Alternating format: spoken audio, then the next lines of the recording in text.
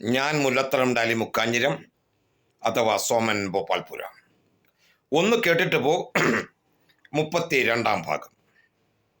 ഒന്ന് കേട്ടിട്ട് പോ ഭാഗം 32. വിശുദ്ധ വേദപുസ്തകത്തിലെ ഏറ്റവും സൗമ്യനായ വ്യക്തി ആര്? ന്യായമായ ഒരു ചോദ്യമാണ്. എന്തുകൊണ്ട് ആ വ്യക്തിയെ നമ്മൾ സൗമ്യൻ എന്ന് വിളിക്കുന്നു, താഴ്മയുള്ളവൻ എന്ന് വിളിക്കുന്നു? ഞാൻ പഠിച്ചത് തിരുവല്ല മർത്തോമ കോളേജിലാണ്. അവിടെ ഒരു പ്രയർ ഗ്രൂപ്പ് ഉണ്ടായിരുന്നു. അതിൻ്റെ പ്രധാനി നടത്തിപ്പുകാരന് പ്രൊഫസർ തുമ്പമൺ തോമസ് എന്ന അധ്യാപകനെ, ഇതിൻ്റെ വീഡിയോ കാണുന്ന തുമ്പമൺ ഭാഗത്തുള്ളവർക്കറിയാം തുമ്പമൺ തോമസ് എന്ന മലയാളം അധ്യാപകനെ. അദ്ദേഹമാണ് ഇങ്ങനെ ഒരു ഗ്രൂപ്പ്, പ്രയർ ഗ്രൂപ്പ് ഉണ്ടാക്കിയത്. അത് മിക്കവാറും എല്ലാ കോളേജുകളിലും ഉണ്ടായിരുന്നു. അങ്ങനെ ഈ ഗ്രൂപ്പ് ഒരു ക്യാമ്പ് നടത്താൻ തീരുമാനിച്ചു. ക്യാമ്പ് പുല്ലാടിനടുത്ത് ചരൽക്കുന്ന് എന്ന സ്ഥലത്തായിരുന്നു. അവിടെ ചരൽക്കുന്നിൽ ക്യാമ്പ് നടത്തുവാൻ തീരുമാനിച്ചു. ഞാൻ പഠിച്ചിരുന്ന തിരുവല്ല മർത്തോമ കോളേജിൽ നിന്നും 10 പേരെ സെലക്ട് ചെയ്തതിൽ ഞാനും ആ ക്യാമ്പിൽ പോകാൻ ഉണ്ടായിരുന്നു. അങ്ങനെ ഞാൻ ആ ക്യാമ്പിൽ പങ്കെടുത്തു. അവിടെ വെച്ചാണ് ഒരു പ്രസംഗ മത്സരമുണ്ടെന്നറിഞ്ഞത്. ഞാനും ആ പ്രസംഗ മത്സരത്തിൽ പങ്കെടുക്കാൻ തീരുമാനിച്ചു. എൻ്റെ പേര് ഞാൻ കൊടുത്തു. സാധാരണ പ്രസംഗ മത്സരങ്ങളൊക്കെ എപ്പോഴും 3 വിഷയങ്ങൾ തരും.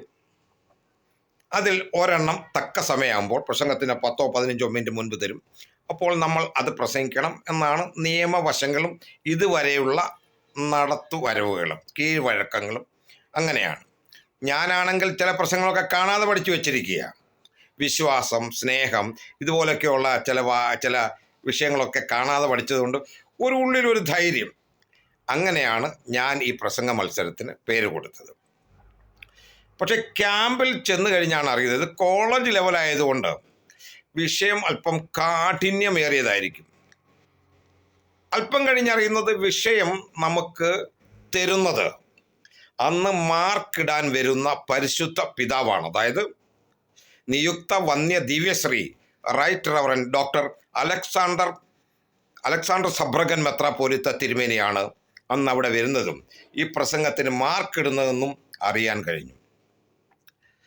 തിരുമേനിയുടെ മുമ്പിൽ, പിതാവിൻ്റെ മുമ്പിൽ പ്രസംഗിക്കുക എന്നൊക്കെ പറയുന്നത് ഒരു ചെറിയ കാര്യമല്ലല്ലോ. അതിനൊത്തിരി അറിവുകളൊക്കെ വേണം.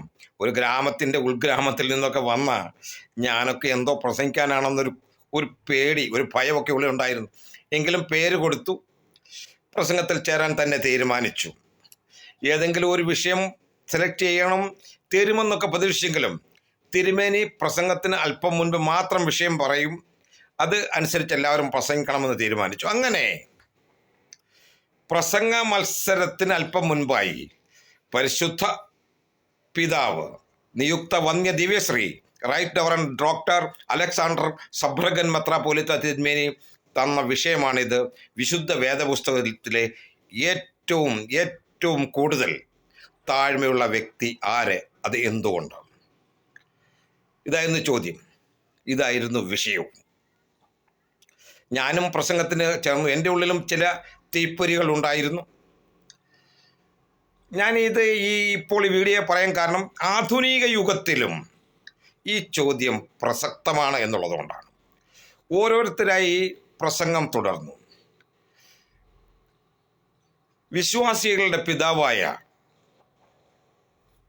അബ്രഹാമിൻ്റെ അടുത്ത് 2-3 പേർ വന്നു.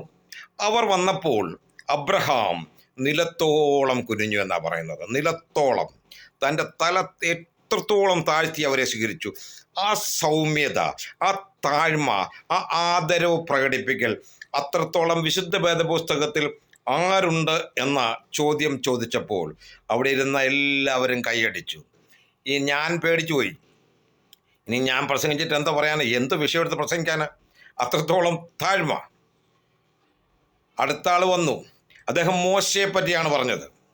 മോശ ഒരുത്തിനെ ഒറ്റയടിക്ക് കൊന്നിട്ട് മണ്ണിനടി പൂഴ്ത്തി വെച്ച്. അത്രയ്ക്ക് ഭീകരനായിരുന്ന മോശ ഇത്രത്തോളം താഴ്മയും സൗമ്യനും ഉള്ളതായി വലിയൊരു സമൂഹത്തെ നയിച്ചു കൊണ്ടുപോയി. അത്രയ്ക്ക് സൗമ്യനായ വ്യക്തിയെ വിശുദ്ധ വേദപുസ്തകത്തിൽ നമുക്ക് എവിടെ കാണാം ഇത്രത്തോളം താഴ്മയുള്ളവനെ എന്ന് ചോദിച്ചപ്പോൾ വീണ്ടും അവിടെ കൂടിയിരുന്ന എല്ലാവരും, ആ ക്യാമ്പിലുണ്ടായിരുന്ന എല്ലാവരും പിന്നെയും കൈയടിച്ചു. എൻ്റെ ഊഴം വന്നു. ഞാനും സ്റ്റേജിൽ കയറി. എൻ്റെ ഉള്ളിൽ ഒരു തീപ്പൊരി പോലെ ഉണ്ടായിരുന്ന അതൊരു പന്തമാക്കി മാറ്റാൻ ഞാനും തീരുമാനിച്ചു. ഞാൻ പറഞ്ഞു, എൻ്റെ പ്രസംഗ വിഷയത്തിൽ ഞാനും ഇങ്ങനെ പറഞ്ഞു, വിശുദ്ധ വേദപുസ്തകത്തിലെ ഏറ്റവും സൗമ്യനായ വ്യക്തി യൂദ അല്ലെങ്കിൽ യാക്കോബ്. ഇവരിൽ ആരെ വേണമെങ്കിലും നിങ്ങൾക്ക് സെലക്ട് ചെയ്യാം. കാരണം ഇവർ കർത്താവായ യേശു ക്രിസ്തുവിൻ്റെ അർദ്ധ സഹോദരന്മാരാണ്. കർത്താവായ യേശു ക്രിസ്തുവിൻ്റെ അർദ്ധ സഹോദരന്മാരായ ഒന്നുകിൽ യൂദ അല്ലെങ്കിൽ യാക്കോബ് അല്ലെങ്കിൽ ഇവർ രണ്ടുപേരും, ഇവരെ പോലെ സൗമ്യതയുള്ള വ്യക്തികൾ വിശുദ്ധ വേദപുസ്തകത്തിൽ എങ്ങുമേ കാണാനില്ല. അതിൻ്റെ കാരണവും പ്രസംഗിച്ച് എനിക്ക് ഫലിപ്പിക്കേണ്ടതായിട്ടുണ്ട്. ഞാനതിന് തെളിവായി കാണിച്ചത് ഇവർ എഴുതിയ ലേഖനത്തിൻ്റെ ആദ്യത്തെ വാക്കുകളാണ്. അവർ എഴുതി, ദൈവവും കർത്താവായ യേശു ക്രിസ്തുവിൻ്റെയും ദൈവത്തിൻ്റെയും കർത്താവായ യേശു ക്രിസ്തുവിൻ്റെയും സഹോദരനായ എന്നല്ല, ദൈവത്തിൻ്റെയും യേശു ക്രിസ്തുവിൻ്റെയും ദാസനായ, സഹോദരനായി എന്നല്ല എഴുതിയത്. വേണമെങ്കിൽ സഹോദരനായി എടുത്തു കാണിക്കാമായിരുന്നു. കാനാവിലെ കല്യാണത്തിന് വെള്ളം വീഞ്ഞാക്കി യേശു ക്രിസ്തുവിനെ നിങ്ങൾക്കറിയില്ലേ? ആ യേശു ക്രിസ്തുവിൻ്റെ സഹോദരനായ യാക്കോബ് എഴുതുന്നത്, യേശു ക്രിസ്തുവിൻ്റെ സഹോദരനായ യൂദായി എഴുതുന്നത് എന്നിവർക്ക് എഴുതാമായിരുന്നു. 5 അപ്പവും 2 മീനും കൊണ്ട് 5000 പോഷിപ്പിച്ച ദൈവപുത്രനായ യേശു ക്രിസ്തുവിൻ്റെ സഹോദരനായ യാക്കോബ് എഴുതുന്നത് അല്ലെങ്കിൽ യൂദ എഴുതുന്നത് എന്ന് വേണമെങ്കിൽ ഇവർക്ക് പറയാമായിരുന്നു. പറഞ്ഞില്ല. ഒരു മഹത്വവും എടുക്കാൻ അവർ ആഗ്രഹിച്ച, മഹിമയെല്ലാം ദൈവത്തിന് മാത്രം, മഹിമയെല്ലാം യേശുവിന് മാത്രമെന്ന് തിരിച്ചറിഞ്ഞ അവർ എഴുതി, ദാസനായ ക്രിസ്തുവിൻ്റെ ദാസനായ യാക്കോബ് എഴുതുന്നത്, ക്രിസ്തുവിൻ്റെ ദാസനായ യൂദ എഴുതുന്നത്. ഇത്രത്തോളം എളിമ, ഇത്രത്തോളം താഴ്മയുള്ള ഒരു വ്യക്തി വിശുദ്ധ വേദപുസ്തകത്തിൻ്റെ ഏടിൽ എൻ്റെ കാഴ്ചപ്പാടിൽ എങ്ങും കണ്ടില്ല എന്ന് ഞാൻ പറഞ്ഞപ്പോൾ,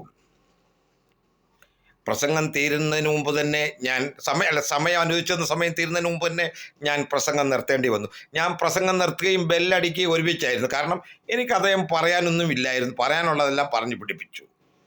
അവിടെ ആദ്യം കൈയടിച്ചത് പരിശുദ്ധ പിതാവാണ്. നിയുക്ത വന്യ ദിവ്യശ്രീ റൈറ്റ് റവറൻ ഡോക്ടർ അലക്സാണ്ടർ സബ്രഗൻ മാർത്തോമാ മെത്രാപ്പോലീത്ത തിരുമേനി കൈയടിക്കുന്നത് ഞാൻ കണ്ടു. എനിക്ക് ലഭിക്കുന്ന ഏറ്റവും വലിയ അംഗീകാരം. അക്കൂട്ടത്തിൽ ഏറ്റവും നല്ല പ്രസംഗത്തിന് 1ാം സമ്മാനം മേടിച്ചത് ഞാനാണ്. ആ പ്രസംഗ മത്സരത്തിൽ ഇന്നും ഞാൻ ഓർക്കുന്നു. ആ പ്രസംഗ മത്സരത്തിൽ എനിക്ക് സമ്മാനമായി കിട്ടിയത് ഒരു ആരാധനാക്രമത്തിൻ്റെ പുസ്തകമാണ്. മർത്തോമാ സഭയിലെ ആരാധനാക്രമത്തിൻ്റെ പുസ്തകമാണ്. അതൊരു വിലപിടിച്ച ഒരു അവാർഡായി ആ പുസ്തകം ഞാൻ തിരുമേനിയുടെ കൈകളിൽ നിന്നും സ്വീകരിച്ചു. ഞാൻ ഇന്നും ഇത് ഓർപ്പിക്കാൻ ഉള്ള കാര്യം ഒന്ന് കേട്ടിട്ട് ഈ അധ്യായത്തിൽ 32-ാം ഭാഗത്ത് ഓർപ്പിക്കാൻ കാരണം, മഹിമയെല്ലാം ക്രിസ്തുവിന്, മഹിമയെല്ലാം യേശുവിന്, മഹിമയെല്ലാം ദൈവത്തിന് കൊടുക്കേണ്ട സ്ഥാനത്ത് പലപ്പോഴും നമ്മളുടെ ഡിഗ്രികൾ, നമ്മളുടെ പോസ്റ്റുകൾ, നമ്മളിരിക്കുന്ന കസേരയുടെ വലിപ്പമൊക്കെ നമ്മൾ എടുത്തു കാണിക്കാറില്ലേ? പക്ഷേ ക്രിസ്തുവിൻ്റെ സഹോദരന്മാർ എന്തൊക്കെ അവർക്ക് പുകഴ്ത്തി പറയാമായിരുന്നു. യഹോവയായ ദൈവത്തിൻ്റെ, പിതാവിൻ്റെ, അല്ലെങ്കിൽ തൃത്വത്തിൽ ഏകത്വമുള്ളവൻ, പിതാവ്, പുത്രൻ, പരിശുദ്ധാത്മാവെന്ന തൃത്വത്തിൽ ഏകത്വമുള്ള യേശുവിൻ്റെ സഹോദരനായി യാക്കോബ് എഴുതുന്നത്, ദൈവപുത്രനായ യേശുവിൻ്റെ സഹോദരനായി യൂദ എഴുതുന്നത് എന്നൊന്നും കാണിക്കാതെ ഒരംഗീകാരവും തൻ്റെ പേരിൻ്റെ മുൻപിലോ പുറകിലോ അതിനുശേഷമോ ഒന്നും അവർ പറഞ്ഞില്ല. ദൈവത്തിൻ്റെ ദാസൻ, യേശുവിൻ്റെ ദാസൻ എന്ന് കാണിച്ച ആ സൗമ്യത ആധുനിക യുഗത്തിൽ പ്രസംഗത്തിന് പേര് കേട്ടവരും ഒക്കെ അവരുടെ പേരിന് മുമ്പിൽ ചില വാക്കുകൾ എഴുതിയില്ലെങ്കിൽ പ്രസംഗത്തിൽ പോലും വരുമെന്ന് എനിക്ക് തോന്നുന്നില്ല. ഹലോ, ഒന്ന് കേട്ടിട്ട് നിങ്ങളോടല്ല പറഞ്ഞ് നിങ്ങളെ റവറൻ്റ് എഴുതുകയോ എന്തെങ്കിലും എഴുതിക്കോ, അതല്ല പറഞ്ഞത് ഞാൻ. ഒന്ന് കേട്ടിട്ട് മുല്ലത്തരം ഡാലി മുക്കാഞ്ഞിരം, ഒന്ന് കേട്ടിട്ട് 32-ാം അധ്യായം.